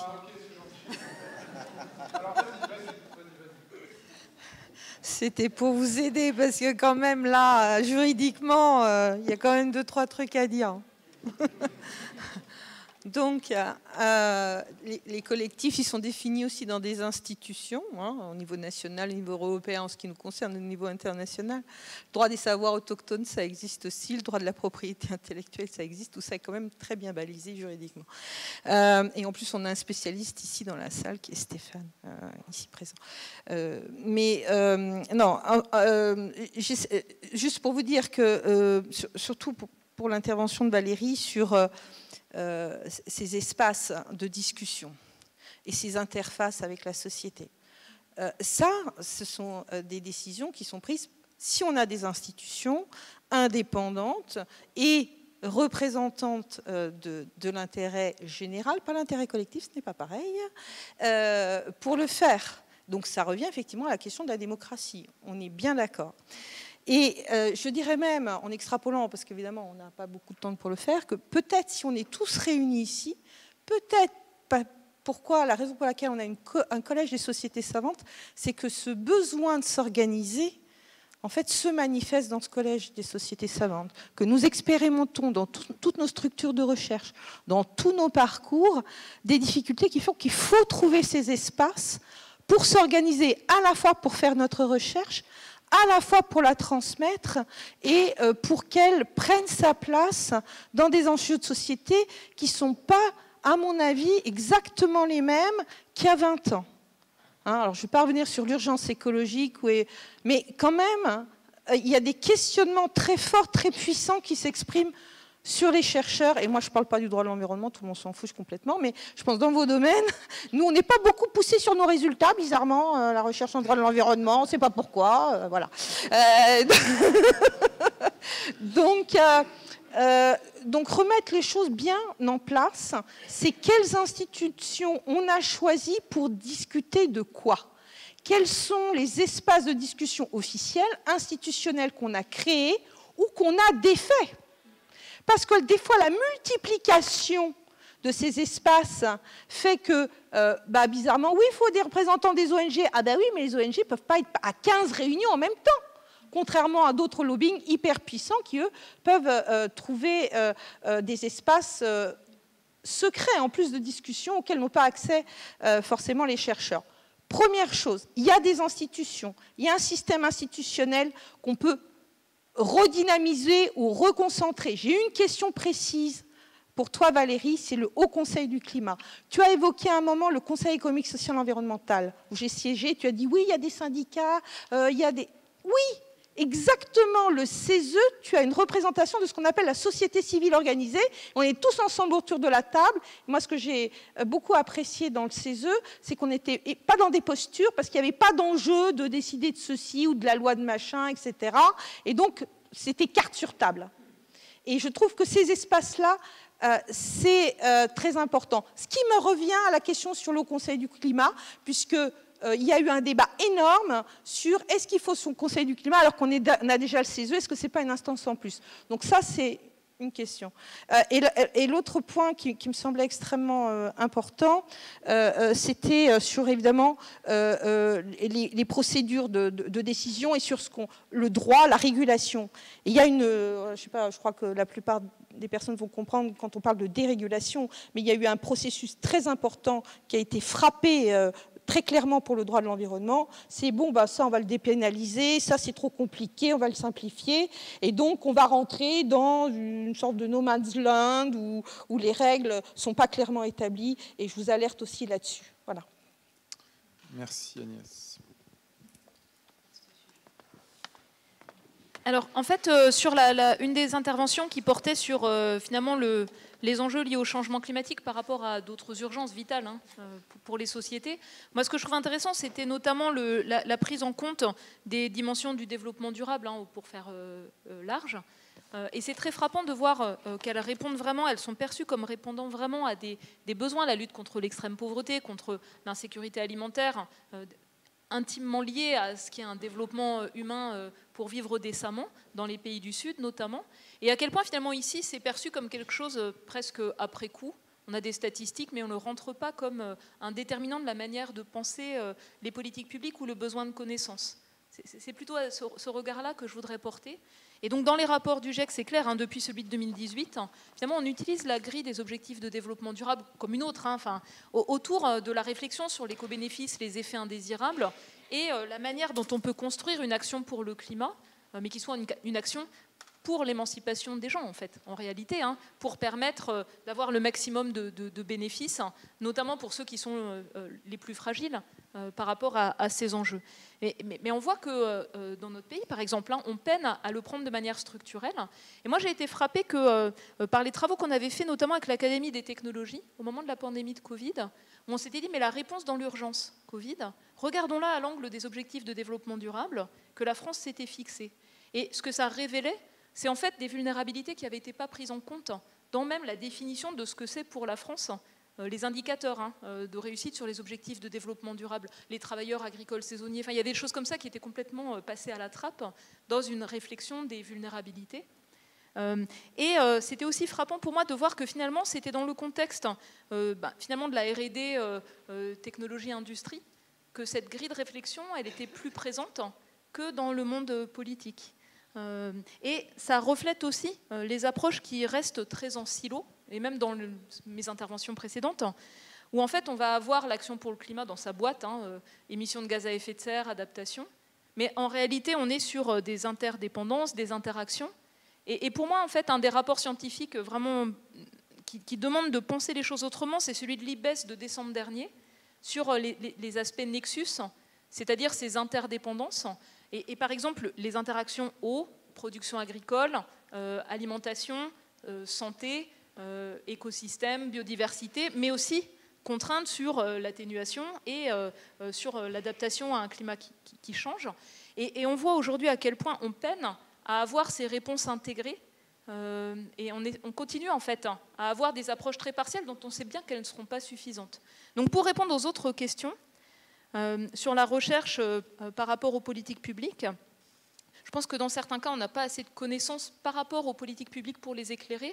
Donc tous les mécanismes de thèse COFRA qui permettent justement de construire une formation par la recherche pour les hauts fonctionnaires qui seront amenés en fait, à mettre en œuvre des politiques publiques, je trouve que c'est une vraie opportunité. Après, c'est une réflexion par rapport à nous comme société savante, enfin vous d'ailleurs, hein, pas moi, comme société savante. Est-ce que vous jouez votre rôle en appui aux politiques publiques? Par exemple, dans mon domaine, il y a eu la mise en consultation du plan d'adaptation au changement climatique, le PNAC 3. Donc nous, avec mon institut, l'Institut Pierre-Simon-Laplace, le Centre Sciences, Climat, Société, on a fait un cahier d'acteurs. J'ai regardé les autres cahiers d'acteurs. Il y en a peu qui viennent du monde académique. Il y en a peu qui viennent de sociétés savantes.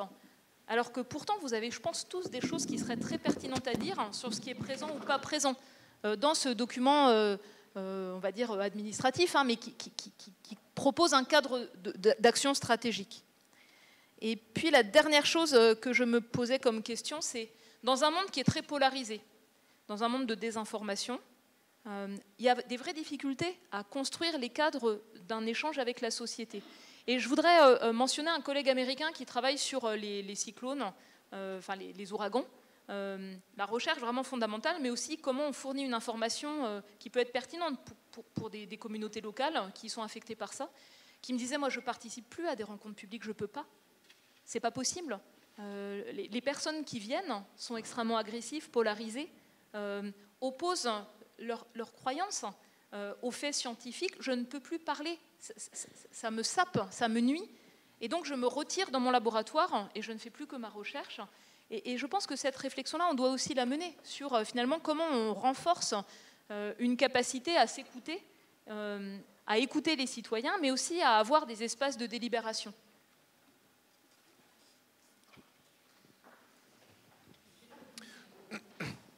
Mais, oui, peut-être rapidement, juste pour continuer un peu sur le CESE, parce que j'ai participé à une saisine du CESE donc sur l'impact de l'IA pour l'environnement, avec risques et opportunités. Et effectivement, ça répond, en tout cas, ils essayent d'avoir une représentativité de la société. Donc, quand on parle d'intérêt collectif, il faut effectivement essayer de définir comment on construit des instances qui représentent la société civile. C'en est un bon exemple qui est très peu connu, hein, c'est la 3e Assemblée française, avec le Sénat et l'Assemblée nationale. Je pense qu'il y a beaucoup de gens qui ne la connaissent même pas, qui a un avis consultatif auprès du gouvernement et effectivement des représentants à la fois des syndicats, etc., on l'a dit, mais aussi des minorités, des personnes en situation de handicap, il y a des représentants des Rom-Com, etc. Donc c'est quand même une assemblée qui a été pensée, réfléchie pendant de nombreuses années, et qui a fait un travail d'enquête scientifique, donc qui interroge des laboratoires de recherche quand ils font une saisine, qui vont très loin sur l'échange avec les chercheurs, et qui émettent ensuite un avis qui est voté par ces différents membres du CESE, et si l'avis est voté, il est transmis au gouvernement. Donc le vrai problème, c'est que le gouvernement s'en contrefiche, ça c'est un autre problème en général. Bon là en tout cas la ministre est venue 5 minutes, elle est partie avant les conclusions du rapport, donc c'était quand même assez emblématique. Mais en tout cas cette instance existe, et effectivement je pense qu'elle devrait être sûrement plus mobilisée dans la définition des objectifs de recherche avec les scientifiques.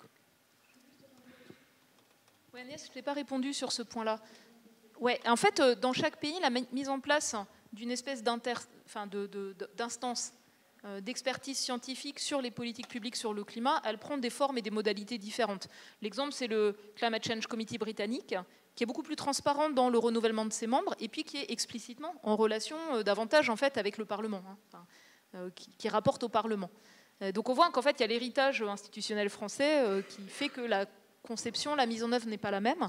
Et pour moi, ce qui, je trouve, manque le plus, c'est le manque de saisine du Haut Conseil pour le climat, à la fois par le Parlement et par le CESE. Parce que c'est possible, mais on manque de saisine sur des sujets thématiques qui pourraient être pertinents, et ça n'est pas le cas. Puis après, les questions qui nous ont été posées récemment, c'est est-ce que ça ne devrait pas être élargi aussi aux enjeux liés à la biodiversité, et pas simplement aux questions climat. Et je n'ai pas de réponse sur ce sujet-là. Ah oui, et d'ailleurs, dernière chose, si vous avez des remarques ou des recommandations par rapport au rapport du Haut Conseil pour le climat, là on a rendu un avis d'autosaisine sur la programmation pluriannuelle de l'énergie, surtout n'hésitez pas. On n'a pas les moyens, en fait, avec un tout petit secrétariat d'analystes, de structurer des échanges avec les sociétés savantes, mais n'hésitez pas à contacter le secrétariat du Haut Conseil pour le climat si vous voyez qu'en fait il y a des choses qui manquent ou sont inexactes, ou vous avez des connaissances qui sont produites qui seraient pertinentes, parce que c'est extrêmement important. Alors, moi, je voulais aussi rapidement revenir sur la question des acteurs non académiques. Alors, je fais toujours un pas de côté avec lettres, langue, art. En fait, nous, on est quand même très souvent liés à ces acteurs non académiques. Et alors, on n'est pas dans... Je pense que la question, elle se pose différemment. C'est pas on co-construit le savoir ou des interprétations qui prétendraient à une objectivité scientifique, mais on co-construit les valeurs qu'on donne à ce savoir. Et donc, par exemple, quand on travaille, alors je pense à des collègues qui travaillent avec des collégiens sur du théâtre ancien, des collègues de mon laboratoire, ils travaillent sur les valeurs, la question de la citoyenneté, la question de solidarité, etc. Donc en fait, c'est plutôt sur c'est cette question des valeurs désirables du collectif qu'on s'interroge le plus. Et donc finalement, ce n'est pas la question tant de la production de savoir précis avec des acteurs qui ne seraient pas formés, mais c'est plutôt de les former à repérer les valeurs portées par les savoirs qu'on produit par ailleurs. Et donc d'être des bons, entre guillemets, des bons, je ne vais pas dire consommateurs de patrimoine, mais des bons, qu'ils aient le regard affûté sur les objets culturels qu'on leur propose. C'est plutôt ça qu'on fait, et c'est ça qui donne une fonction, une interface avec la société. Merci. Est-ce qu'il y a d'autres questions dans la salle? Oui. Allez, on va reprendre 3. Oui, bonjour, Nadou Kadik, moi je suis ingénieur agronome de Montpellier, retraité. J'ai fait 10 ans à l'INRAE, et c'est surtout mon parcours de militant de l'éducation scientifique et technique avec les petits débrouillards qui sont ici dans la salle. Et je suis effaré par la force, de la puissance médiatique du mensonge, comme dirait... Mais ce n'est pas forcément le mensonge. Je donne un exemple. Tout le monde sait que pour l'alimentation, boire trop sucré, c'est pas bon. Le top des ventes, je viens de reconsulter LSA, la Libre Service Actualité, le chiffre d'affaires de 130 millions d'euros par an en France pour un produit. Une marque, c'est la bouteille de 1,25 litre de Coca-Cola plastique. Et dessus, il est marqué la mention obligatoire: manger 5 fruits et légumes par jour. Donc, ils sont en accord avec la loi. Et le consommateur qui plébiscite ces produits, le premier produit solide, c'est le Nutella. Là, c'est que 80 millions d'euros pour le pot de 1 kg de Nutella. Bon, et le consommateur qui le consomme, Bon, il aime ça, évidemment. Mais il lit l'avis des scientifiques qui lui ont dit pas trop de sucre, hein, l'abus de sucre, c'est pas bon pour la santé.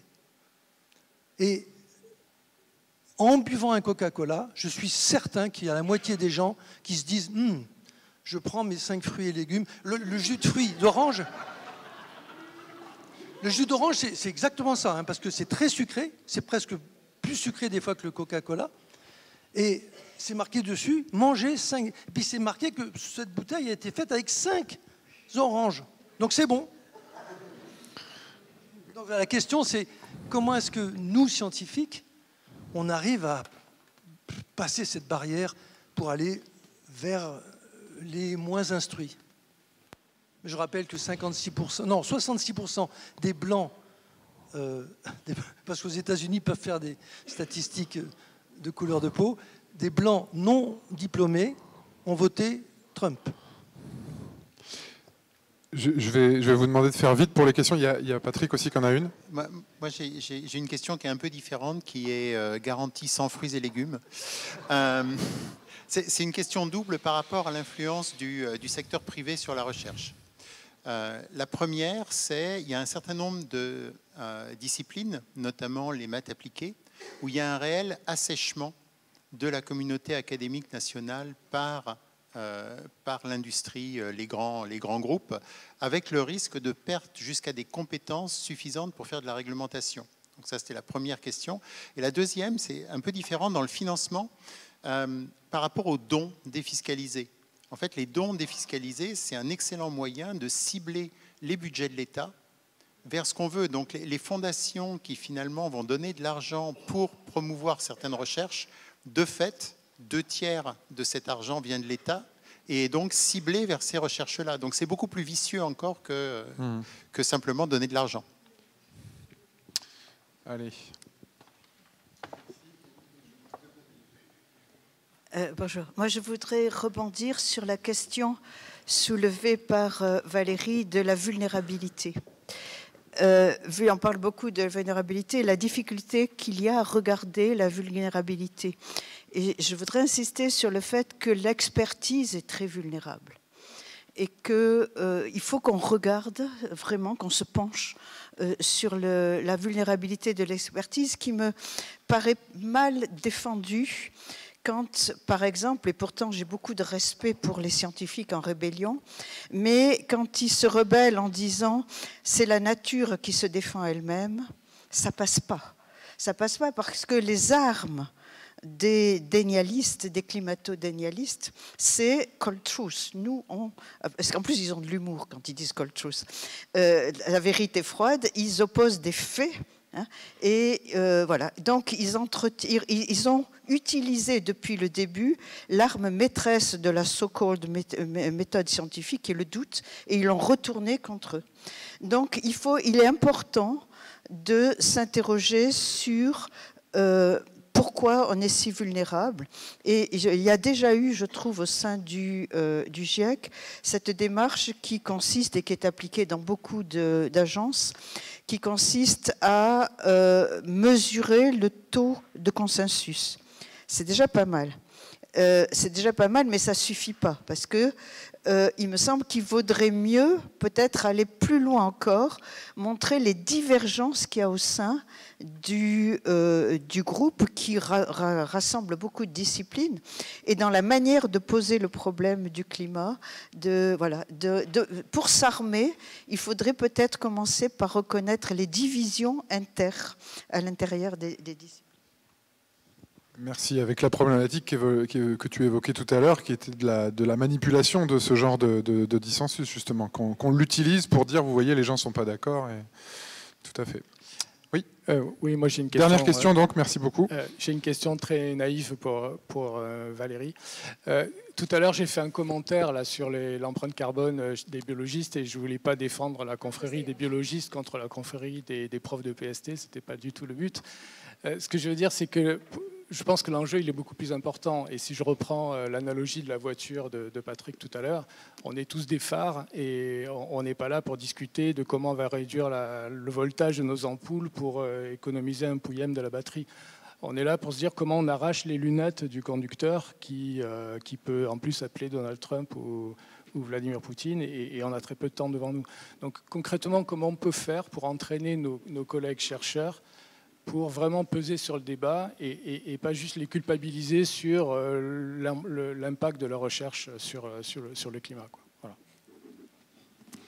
J'aime bien l'idée du CESE et de la discussion avec les syndicats. Je pense qu'il y a vraiment une clé là derrière.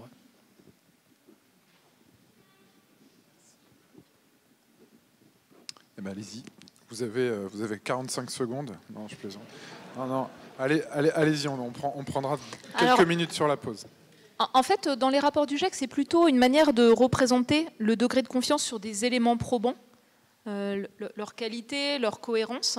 Donc c'est une forme de cartographie aussi, soit de manque de connaissances, soit de controverses au sens scientifique, c'est-à-dire des études parcellaires qui ne donnent pas nécessairement des résultats contradictoires. C'est parfois élargi à du jugement d'experts des auteurs formalisé, en fait, selon les méthodes habituelles. Mais c'est cela qui est fait. Et le sujet que tu abordais, il va plus loin. C'est-à-dire, est-ce que parfois, il peut y avoir des divergences dans différentes disciplines scientifiques, y compris, par exemple, je sais pas, par rapport aux objectifs de l'accord de Paris ou sur des choses comme ça, c'est-à-dire des objets qui sont plutôt politiques. Il n'y a pas vraiment d'espace, ça, pour le cartographier complètement. Et je pense que ça manque. C'est-à-dire... comme un des intervenants le soulignait, parfois il y a des priorités de société qui sont autres. Comment c'est abordé, comment c'est reflété, il n'y a pas vraiment d'espace pour le faire et ça manque, je pense. Et après, l'autre point qui me semblait peut-être intéressant, c'est qu'est-ce qu'on peut faire dans le contexte actuel collectivement. Je n'ai pas une réponse simple. Je vois en Géorgie, les gens, le soir, ils sortent et puis ils ont leur téléphone allumé pour faire comme si, en fait, voilà, il y a une petite lumière qui est là, une petite conscience qui est là, dans une situation qui échappe. En fait, c'est se donner à voir pour montrer qu'en fait, l'évolution n'est pas, irréversible, irrémédiable. Et je trouve qu'on manque d'espace pour le faire collectivement, avec des citoyens, avec le CESE, avec, au sens large, les communautés scientifiques. En fait, on ne se donne pas à voir. Et du coup, finalement, le seul narratif, c'est celui du populisme qui est là, qui prend le dessus. Et ça pose une question qui, moi, je n'ai pas la réponse à titre personnel, mais ça demanderait vraiment une réflexion collective.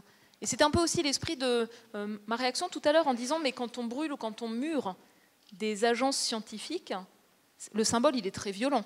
Aux États-Unis, c'est la stratégie du choc et de la sidération qui est mise en œuvre. Cette affiche-là, aux États-Unis, elle sera interdite, elle sera enlevée, parce qu'il y a le mot inclusivité. On en est là.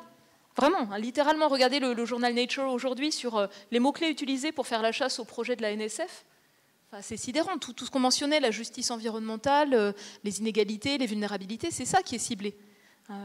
Donc, qu'est-ce qu'on fait collectivement? Est-ce qu'à un moment donné, il n'y a pas besoin d'une forme de symbole où, en fait, au lieu de se résigner quelque part, en plus, on est touché sur les budgets et tout le reste, vous le savez très bien, mais qu'est-ce qu'on donne à voir comme symbole collectif de dire ce n'est pas une fatalité, on peut faire autrement. Et moi, dans les rencontres publiques que je fais avec plein de gens, il y a plein de gens de bonne volonté qui attendent ça. Les dernières conférences publiques que j'ai faites, les gens m'ont dit « Ah, c'est rassurant, vous résistez. » Alors, que les climatologues soient rassurants, franchement... vous voyez ce que je veux dire, mais je pense qu'il y a une attente de ça, de beaucoup de personnes de bonne volonté qui sont un peu désespérées vous savez, la petite musique qui est là et qui veut faire croire qu'on ne peut pas avoir de sursaut. Messieurs, vous voulez ajouter quelque chose? Oui, un petit mot. Juste deux mots, peut-être juste pour monsieur, mais oui, je pense que sur les personnes non instruites, je pense que oui, la meilleure arme, c'est de les instruire. Je pense qu'on est quand même à peu près tous d'accord avec ça. Et oui, et on manque beaucoup d'initiatives, de culture scientifique et technique, voilà, parce que effectivement, ça coûte cher et que et peut-être voilà. Et sur les acteurs privés, je pense que pour moi, c'est aussi une grosse problématique, puisqu'on sent que la question va être encore plus critique de définir les questions de recherche si c'est des acteurs privés qui financent intégralement. On se plaint que ça soit la commande publique aujourd'hui, mais effectivement, le jour où ça sera que des acteurs privés, ça sera encore pire, et donc il vaut mieux agir maintenant pour que ça fonctionne mieux en partenariat avec le financement public que d'attendre que ça soit pire. Merci. Je vais te laisser finir, Valérie. Juste pour faire un petit jeu de mots, mais aussi parce que dans le fond, c'est très important. Tu disais qu'on manquait d'espace, mais on manque aussi un peu de temps. Alors, je te laisse donc 1 minute pour finir. Mais c'est aussi une vraie question. Tu disais, saisissez-vous du Haut Conseil, faites des contributions, etc. Tu as raison, hein, mais c'est aussi une question d'organisation, de temps, et c'est un vrai problème. Mais bon. Comment on valorise le temps de travail de le jus de cerveau de scientifiques qui passent du temps à s'interroger sur les questions de société, qui travaillent avec la société? C'est une vraie question. Comment on le reconnaît? Comment on le valorise? Comment on considère que ça fait partie de nos pratiques professionnelles? Donc ça, c'est la question de fond. J'ai mangé la moitié de ma minute. L'autre moitié de ma minute, c'est pour faire référence, par exemple, à ce qui a été fait par le Conseil national de lutte contre l'exclusion et la pauvreté, qui a travaillé avec les personnes ou les organisations de personnes en situation d'exclusion et de pauvreté sur les enjeux de la transition écologique, avec la production de connaissances, la production d'informations, de données, un certain nombre de recommandations. Et je trouve ce travail-là exemplaire, et c'est un travail en sciences sociales avec les personnes en situation d'exclusion ou de pauvreté, et qui devrait nous inspirer dans d'autres domaines. Voilà. Merci beaucoup. Un dernier mot pour Léo? Non, c'est bon? Tu voulais dire quelque chose? Ok. Bon, eh bien, écoutez, merci beaucoup. Donc, on a 26 minutes de pause, si je ne dis pas de bêtises. Et on se retrouve ici à 15h30.